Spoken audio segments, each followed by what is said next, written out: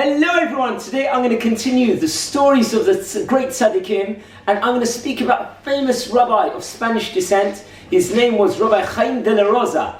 Actually today's Hebrew date is Tammuz, and this marks the date of his passing back in the year 1786. He was a phenomenal rabbi of Spanish descent. Actually his family itself were a couple of hundred years before, were actually had to leave Spain during the Spanish Inquisition, and they moved to Greece, to the city of Salonika, and they lived there. He was born there, and after several years he moved to the Holy Land of Jerusalem, Israel, Eretz Israel, and he studied in the famous Yeshiva, Yeshivat Beit El, and the Rosh Yeshiva at the time was Rabbi Chayim, and later on his rabbi became Rabbi Sharabi, the great Rashash HaKadosh himself. They learned the great mystics of the Torah, they learned the whole Torah itself, and even delved into the great depths of Kabbalah. In fact, as I mentioned a few days ago in the previous talk of Rabbi Sharabi, he was known as a Rashash, and he wrote the Sidura Rashash with all the famous Kabbalistic connotations and intentions.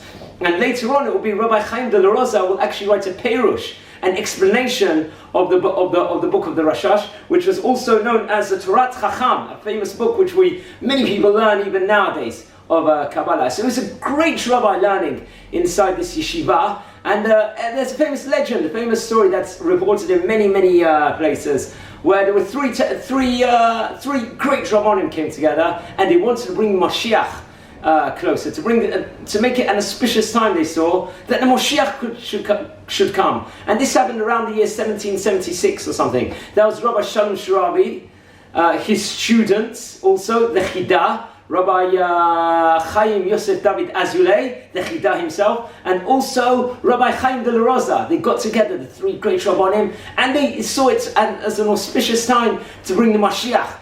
How would they do this? They would come together and do the Yechudim. They knew the Kabbalistic intentions they could do. They purified themselves, and they fasted for 3 days and were davening. They delved into rich tefillot, into the highest depths, and it was a cold winter, and they were doing this for many days. This Yechudim, they removed themselves from all worldly matters, and they were davening so hard, and a heavenly voice came out and said, "This is not the time period. It's not going to come now." And they had to take three things upon themselves, three different punishments, let's just say, befell on the three different great tzaddikim, the three different great rabbanim. And it happened to be that the Chida himself actually had to go inside Galut. He moved to Livorno. And Rabbi Chaim de la Rosa, he was decreed to stay in Israel, the land of Israel, but he had to live a life of poverty from that moment on. And he passed away sadly around approximately 10 years after this incident. In the year 1786 it had been reported. But he left us with a phenomenal book, the Torat Chacham itself, which talks about the different Kabbalistic, the teachings of the Rashash, Rabbi Sharabi himself. And he left us this treasure chest, this great rabbi. And one of the greatest rabbis actually that came from Greece in Jewish history, arguably. And today's is Hilula. It's his day of passing from the year 1786 it was. And on the days of Hilula it's seen as a celebration also, as we see the day Lag BaOmer itself was marked the passing of Rabbi Shimon Bar Yochai, where people light bonfires and do many things. So this is like an auspicious state of Vav Tammuz, where we can celebrate his books, his teachings, his great life. We can light candles for him in his memory. And Bez Hashem, this talk is an aliyah neshama, for him.